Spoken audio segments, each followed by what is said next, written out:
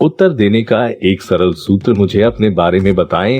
MIT media lab में स्नातक छात्र व्यावसायिक विकास के प्रबंधक और द म्यूजियम के लेखक लिली झांग आपकी प्रतिक्रिया को संरचित करने के लिए एक सरल और प्रभावी सूत्र की सिफारिश करते हैं। आपकी वर्तमान भूमिका क्या है? और शायद हाल की एक बड़ी उपलब्धि के बारे में थोड़ी बात करें। साक्षात्कारकर्ता को बताएं कि आप वहां कैसे पहुंचे और या उस पिछले अनुभव का उल्लेख करें जो उस नौकरी और कंपनी के लिए प्रासंगिक है जिसके लिए आप आवेदन कर रहे हैं। भविष्य, आप आगे क्या करना चाह रहे हैं और इस टमटम में आपकी रुचि क्यों है, और इसके लिए भी एक बढ़िया फिट में बहस करें। यह आपकी प्रतिक्रिया बनाने का एकमात्र तरीका नहीं है, निश्चित रूप से, और जैसा कि आप फिट देखते हैं आप इसे बदल सकते हैं। उदाहरण के लिए, यदि आपके पास इस क्षेत्र में लाने के बारे में एक विशेष रूप से शक्तिशाली कहानी है तो आप उस अतीत कहानी से शुरू करने का निर्णय ले सकते हैं और फिर वर्तमान में आप जो कर रहे हैं उसमें शामिल हो सकते हैं। आप जो भी ऑर्डर चुनते हैं सुनिश्चित करें कि आप अंततः इसे नौकरी और कंपनी से जोड़ दें। इसे समाप्त करने के लिए एक अच्छी जगह यह है कि इसे एक संक्रमण देना है, इसलिए मैं यहाँ हूँ। डीए कहते हैं, आप पूरी तरह से निश्चित होना चाहते हैं कि आपका साक्षात्कारकर्ता इस धारणा के साथ छोड़ दिया गया है कि ये समझ में आता है कि आप इस भूमिका के बारे में मुझसे बात कर रहे हैं। मुझे अपने बारे में बताएं का जवाब देने के लिए 8 और टिप्स ठीक है। तो आपके पास एक साक्षात्कार आ रहा है और आप जानते हैं कि ये शायद मुझे अपने बारे में बताएं के किसी रूप से शुरू होने जा रहा है। यहाँ बताया गया है कि आपको अपना जवाब देने के लिए और क्या करना होगा। 1. भूमिका और कंपनी के लिए अपना उत्तर तैयार करें। जब एक साक्षात्कारकर्ता ये पूछता है तो उनका वास्तव में मतलब है कि मुझे अपने बारे में बताएं, क्योंकि ये उस पद के लिए प्रासंगिक है जिसके लिए आप आवेदन कर रहे हैं और यह कंपनी। मुझे लगता है कि वे आपको संक्षेप में स्पष्ट करने का अवसर दे रहे हैं कि आपके पास सही योग्यताएं क्यों हैं। संग्रहालय के कैरियर कोच टीना वास्कोविच कहते हैं, अवसर का लाभ उठाएं। ऐसा करने के लिए आप कुछ समय नौकरी विवरण के माध्यम से तलाशने, कंपनी पर शोध करने और यह पता लगाने में बिताना चाहेंगे कि आप अपनी कहानी को इस तरह से कैसे बता सकते हैं जिससे यह स्पष्ट हो जाए कि आपकी रुचि क्यों है। आप क्या लाते हैं तालिका में जो भूमिका और कंपनी के साथ संरेखित होती है। ये बहुत प्रत्यक्ष होने और अपने उद्देश्य को साझा करने का सबसे अच्छा मौका है, लेकिन आपके उद्देश्य को उनके लक्ष्यों को पूरा करने की आवश्यकता है। संग्रहालय के कैरियर कोच और भर्ती स्टीवन डेविस कहते हैं, उदाहरण के लिए जिस क्लाइंट के साथ उसने काम किया था वह नौकरी छोड़ रहा था जहां उसने एक नई जीवाणुरोधी क्रीम विकसित करने वाली टीम पर काम किया और इसे नैदानिक परीक्षणों के लिए तैयार किया। वह जो नई नौकरी चाहती थी वह संबंधित उत्पाद पर काम करना चाहती थी, इसलिए इस मामले में उसके लिए महत्वपूर्ण बात यह थी कि उसकी वर्तमान भूमिका से पहले उसे जीवाणुरोधी क्रीम पर काम करने का कभी भी अनुभव नहीं था। आने में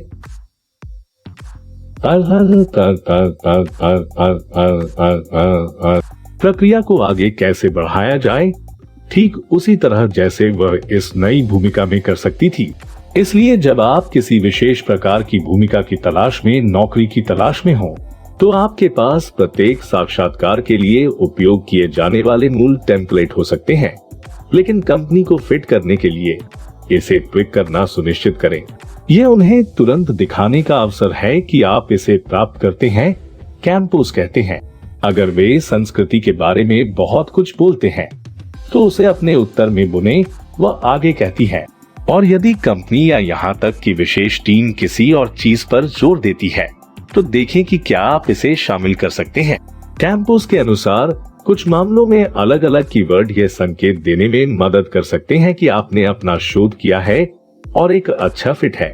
उदाहरण के लिए, क्या कंपनी खुद को एक टेक कंपनी या स्टार्टअप, एक उपभोक्ता ब्रांड या एक ऑनलाइन रिटेलर, एक प्रकाशन या जीन के रूप में संदर्भित करती है? आमतौर पर उत्तर जो हमेशा मेरे साथ प्रतिध्वनित होते हैं दिखाते हैं कि उन्हें वास्तव में भूमिका मिलती है।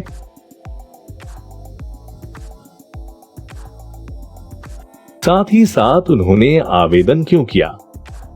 मैं और अधिक व्यस्त हो जाता हूं क्योंकि मैं देख सकता हूं कि यह कहीं जाने वाला है। इसे पेशेवर रखें। इस धारणा को ध्यान में रखते हुए कि इस प्रश्न में एक अदृश्य परिशिष्ट है क्योंकि ये इस भूमिका और कंपनी के लिए प्रासंगिक है। आप उत्तर को पेशेवर रखने के लिए सबसे अच्छे हैं। वास्कोविच बताते हैं कि जबकि कुछ देशों में इस बिंदु पर व्यक्तिगत विवरण साझा करने का मानदंड हो सकता है, यूएस में आपको ऐसा करने से बचना चाहिए। दूसरे शब्दों में, यह आपके परिवार और शौक के बारे में बात करने का समय नहीं है जब तक कि आप कंपनी के बारे में कुछ विशिष्ट नहीं जानते जो आपको अन्यथा विश्वास करने के लिए प्रेरित करेगा। 3. लेकिन अपने जवाब में कुछ जुनून डालें यदि आप सहज महसूस करते हैं। हालांकि अपने उत्तर को पेशेवर रखते हुए आपको इस बात पर प्रकाश डालने से नहीं रोकना चाहिए कि आप अपने काम के बारे में या इस कंपनी के बारे में भावुक क्यों हैं, भले ही वह थोड़ा अधिक व्यक्तिगत क्षेत्र का उल्लंघन करता हो। वास्कोविच कहते हैं, पर लोग अपनी कहानी को भावुक दृष्टिकोण से बताने में सहज महसूस करते हैं, तो ये साक्षात्कारकर्ता को शामिल करने और उन्हें अलग करने में मदद करता है। उदाहरण के लिए, वास्कोविक ने हाल ही में एक विशेष शिक्षा प्रशासक के साथ काम किया जो वास्तव में प्राथमिक विद्यालय में एक विशेष शिक्षा छात्र था। उसके शिक्षकों ने उसे अपने करियर को आगे बढ़ाने के लिए प्रेरित किया। तो अपनी कहानी बताने में कि आपने अपनी शुरुआत कैसे की, ये एक अनूठा हुक हो सकता है। आपको बड़ी मात्रा में विवरण में जाने की आवश्यकता नहीं है, लेकिन यदि एक साक्षात्कार में आपका लक्ष्य आवेदक पूल के बीच खड़ा होना और यादगार बनना है, तो इस उत्तर को कुछ जुनून के साथ डालने से आपको ऐसा करने में मदद मिल सकती है। लोग रोबोट से बात नहीं करना चाहते हैं, वे मनुष्यों से बात करना चाहते हैं। डीए कहते हैं, मुझे अच्छा लगता है जब कोई मुझसे कहता है, मुझे पता था कि जब मैं बच्चा था तो मैं मार्केटिंग में काम करना चाहता था। मुझे हमेशा से लिखना बहुत पसंद है। कैंपोस सहमत है। यदि कोई व्यक्ति वास्तव में अपने मिशन से जुड़ा है और वे अपनी अगली भूमिका में क्या करना चाहते हैं और ये कंपनी वास्तव में संरेखित करती है, तो इसे लाने के लिए ये एक शानदार जगह है। वह कहती है, आप एक वाक्य शामिल कर सकते हैं, मैं वास्तव में X और Y के बारे में भावुक हूं और इसलिए मैं वास्तव में आपकी कंपनी से आकर्षित हुआ। संक्षिप्त रहें और निश्चित रूप से अपना रिज्यूमे न पढ़ें। जो कुछ भी करते हैं, समय को अपने करियर के हर एक विवरण को फिर से बनाने में बर्बाद न करें। ज्यादातर लोग इसका जवाब ऐसे देते हैं जैसे वे अपने फिर से शुरू पर एक शोध प्रबंध दे रहे हों, लेकिन ये केवल साक्षात्कारकर्ता को आंसू बहाने वाला है। कैंपोस बताते हैं कि यह केवल आपके साक्षात्कारकर्ता का मनोरंजन या आकर्षक बनाने के बारे में नहीं है। आप एक संकेत भी दे रहे हैं कि आप सहकर्मियों, मालिकों और ग्राहकों के साथ बैठकों में कैसे बोलेंगे। क्या हर बार जब कोई आपसे कुछ खुला प्रश्न पूछता है, तो क्या आप 10 मिनट के लिए घूमने जा रहे हैं? इस या किसी साक्षात्कार प्रश्न का उत्तर देने के लिए कोई वैज्ञानिक रूप से सिद्ध इष्टतम लंबाई नहीं है। कुछ कोच और भर्तीकर्ता आपको इसे 30 सेकंड या उससे कम समय तक रखने के लिए कहेंगे, जबकि अन्य कहेंगे कि आपको 1 मिनट का लक्ष्य रखना चाहिए या 2 मिनट से अधिक समय तक बात नहीं करनी चाहिए। हर किसी का एक अलग दृष्टिकोण होता है। डीए कहते हैं, जिनके उम्मीदवार 1 मिनट के लिए बोलते हैं या 5 के लिए जाते हैं, लेकिन उनके अनुभव में 1.5 से 2.5 मिनट की निर्बाध बातचीत के बाद लोगों की भाप छूटने लगती है। आपको ये तय करना होगा कि किसी भी संदर्भ में आपके लिए क्या सही लगता है। लेकिन यदि आप कुछ मिनटों से अधिक समय तक बोल रहे हैं तो एक अच्छा मौका है कि आप बहुत जल्द बहुत अधिक विस्तार में आ रहे हैं। सुनिश्चित करें कि आप बात करते समय कमरे को भी पढ़ रहे हैं। यदि दूसरा व्यक्ति ऊब या विचलित दिखता है तो उसे समाप्त करने का समय आ गया है। यदि वे आपके उत्तर के एक हिस्से पर ध्यान देते हैं तो उस विषय पर थोड़ा और विस्तार करना उचित हो सकता है। सामान्य तौर पर हालांकि याद रखें कि आपको अपनी पूरी जीवन कहानी यहाँ रिले करने की जरूरत नहीं है। डीए कहते हैं, इसे एक टीजर के रूप में सोचें जो साक्षात्कारकर्ता की रुचि को बढ़ाए और उन्हें जो कुछ भी सबसे ज्यादा दिलचस्प है उसके बारे में अनुवर्ती प्रश्न पूछने का मौका दें। 5. अभ्यास करें, लेकिन याद न रखें आप पहली बार अपना उत्तर आजमाने के लिए लाइव साक्षात्कार में यह प्रश्न प्राप्त करने तक प्रतीक्षा नहीं करना चाहते हैं। इस बारे में सोचें कि आप प्रत्येक साक्षात्कार से पहले अपने बारे में क्या बताना चाहते हैं और इसे जोर से कहने का अभ्यास करें। डेविस अपने आप को एक ध्वनि मेल छोड़ने या अपना उत्तर रिकॉर्ड करने की सलाह देते हैं और फिर अपने आप को कुछ दूरी और परिप्रेक्ष्य देने के लिए इसे सुनने से पहले 1 घंटे या उससे अधिक समय तक प्रतीक्षा करते हैं। वैसे वापस खेलते हैं तो देखें कि क्या उत्तर आपको ठोस और विश्वसनीय लगता है। यदि आप कर सकते हैं तो एकल अभ्यास से आगे बढ़ें। यह हमेशा अन्य लोगों के साथ अभ्यास करने में मदद करता है ताकि आप खुद को यह कह सकें और प्रतिक्रिया सुन सकें कि अन्य लोग जो कह रहे हैं उसकी व्याख्या कैसे कर रहे हैं। डीए कहते हैं, किसी विश्वसनीय सहयोगी, मित्र या परिवार के सदस्य को अपने उत्तर को सुनने और उस पर प्रतिक्रिया करने के लिए कहने से आपको इसे बेहतर बनाने में मदद मिलेगी। यदि आपका अभ्यास दोस्त खेल है तो आप उनसे यह भी पूछ सकते हैं कि यदि उनसे पूछा जा रहा है तो वे क्या कहेंगे और दूसरी तरफ आप क्या देखना चाहते हैं। इसके बारे में सोचने के लिए खुद को साक्षात्कारकर्ता के स्थान पर रखने का प्रयास करें। अभ्यास निश्चित रूप से आपके उत्तर को मजबूत बनाएगा और आपको इसे देने में अधिक आत्मविश्वासी बनने में मदद करेगा। हालांकि डीए आपके भाषण को शब्द दर शब्द को याद रखने और पढ़ने के खिलाफ चेतावनी देता है। अभ्यास और याद रखने के बीच एक अच्छा संतुलन है। इसे बहुत प्रामाणिक के रूप में सामने आने की जरूरत है। वे कहते हैं, अपने दर्शकों को जाने किसी भी साक्षात्कार प्रश्न के साथ या उस मामले के लिए बातचीत आप ये सुनिश्चित करना चाहेंगे कि आप समझते हैं कि आप किससे बात कर रहे हैं। आपको नौकरी के लिए साक्षात्कार प्रक्रिया के प्रत्येक चरण में फोन स्क्रीन से लेकर अंतिम राउंड तक मुझे अपने बारे में बताएं का कोई न कोई रूप मिल सकता है, लेकिन इसका मतलब ये नहीं है कि आपको हर बार एक ही सटीक उत्तर देना होगा। यदि आप किसी ऐसे भर्तीकर्ता से बात कर रहे हैं जो स्टीम के कठिन कौशल में डूबा नहीं है जिसमें आप शामिल हो रहे हैं, तो आप अपने उत्तर को बड़ी तस्वीर पर अधिक केंद्रित रख सकते हैं। जबकि जब आप अपने संभावित बॉस से बात करते हैं तो आपको थोड़ा मिल सकता है, थोड़ा और तकनीकी। यदि आप अपने अंतिम दौर के हिस्से के रूप में सी स्तरीय कार्यकारी से बात कर रहे हैं तो शायद यह स्पर्श करने के लिए स्मार्ट है कि आप कंपनी के समग्र मिशन के लिए क्यों तैयार हैं जो वे चलाते हैं। आप अपने उत्तर को भी बढ़ा सकते हैं और साक्षात्कार प्रक्रिया के माध्यम से आप जो सीखते हैं उसके आधार पर भूमिका और कंपनी के लिए इसे और अधिक विशिष्ट बना सकते हैं। कैंपोस कहते हैं, जैसे जब मैंने इतने से बात की तो ये वास्तव में मेरे साथ गूंजता था कि आपका मिशन या मूल्य है 7। इसे सकारात्मक रखें। यदि आपको अपनी पिछली नौकरी से निकाल दिया गया था या निकाल दिया गया था तो शायद इसका उल्लेख करने का ये सबसे अच्छा क्षण नहीं है।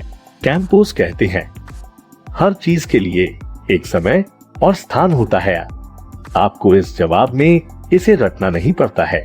यदि आप इसे पेशेवर रूप से अपनी पहली छाप के रूप में देखते हैं तो उन्हें इसमें एक खिड़की दें, लेकिन उन्हें सब कुछ न दें। बातचीत उसके लिए तैयार नहीं है।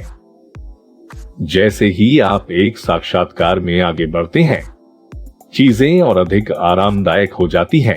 इसलिए तब तक प्रतीक्षा करें जब तक आपको कोई विशिष्ट प्रश्न न मिल जाए कि आप नौकरी क्यों बदलना चाहते हैं या उन विषयों को संबोधित करने के लिए आपके रिज्यूमे में अंतर क्यों है और वह सलाह आपने शायद अपने पिछले नियोक्ता को खराब न करने के बारे में 10 लाख बार सुना है। ये बात यहाँ भी लागू होती है, खासकर यहाँ यदि आप एक साक्षात्कारकर्ता को पहली बात बताते हैं कि आपका बॉस कितना भयानक है और आप उनके सूक्ष्म प्रबंधन के चंगुल से बचने की कोशिश कर रहे हैं, तो ये एक बड़ा बदलाव है। याद रखें, यह अक्सर आपका पहला प्रभाव होता है और ये मायने रखता है। हमारे पास वास्तव में पहली छाप बनाने का केवल एक मौका है। डेविस कहते हैं, मेरी राय है कि अधिकांश भर्ती निर्णय पहले मिनट में किए जाते हैं, जिसमें आपका अभिवादन, हाथ मिलाना, आंख से संपर्क करना और पहली बात जो आप कहते हैं, जो आपकी प्रतिक्रिया हो सकती है, मुझे अपने बारे में बताएं। यहाँ तक कि अगर बातचीत शुरू होने के कुछ समय बाद ही शक्तियां अपरिवर्तनीय निर्धारण नहीं कर रही हैं, तो पहली छाप बाकी साक्षात्कार को रंग सकती है। यदि आपको शेष समय खराब शुरुआत के लिए तैयार करना है, तो आप बल्ले से एक संक्षिप्त, आत्मविश्वास और प्रासंगिक उत्तर देने की तुलना में बहुत अलग स्थिति में हैं। इस प्रश्न के लिए तैयार रहें और साक्षात्कारकर्ताओं को दिखाएं कि आपने इसके लिए तैयार किया है। कैंपोस कहते हैं, इसमें जो आत्मविश्वास आता है वह शुरू करने के लिए वास्तव में एक अच्छी जगह है। मुझे अपने बारे में बताएं। नमूना जवाब सिद्धांत रूप में ये सब बहुत अच्छा है, लेकिन वास्तव में एक ठोस उत्तर कैसा लगेगा? झांग, डीए और कैंपोस से इन उदाहरणों को देखें। खैर, मैं वर्तमान में स्मिथ में एक खाता कार्यकारी हूँ, जहां मैं अपने शीर्ष प्रदर्शन करने वाले ग्राहक को संभालता हूँ। इससे पहले मैंने एक एजेंसी में काम किया था, जहां मैं 3 अलग अलग प्रमुख राष्ट्रीय स्वास्थ्य देखभाल ब्रांडों पर था। और जबकि मैंने वास्तव में उस काम का आनंद लिया जो मैंने किया था, मुझे एक विशिष्ट स्वास्थ्य सेवा कंपनी के साथ बहुत गहराई से खुदाई करने का मौका पसंद आएगा। यही कारण है कि मैं मेट्रो हेल्थ सेंटर के साथ इस अवसर को लेकर बहुत उत्साहित हूँ। इसलिए मैंने हमेशा हाई स्कूल में जाकर लिखने और सार्वजनिक बोलने का आनंद लिया है। इसने मुझे लेखन से संबंधित जुनून का पीछा करने के लिए प्रेरित किया। उदाहरण के लिए कॉलेज में, जहां मैं हमारे स्कूल समाचार पत्र के लिए एक संपादक था, लिखने के अलावा मुझे ये भी सीखने को मिला कि एक टीम और लेखन प्रक्रिया का प्रबंधन कैसे किया जाता है। कॉलेज के बाद मैंने एक सोशल मीडिया मैनेजर के रूप में नौकरी की।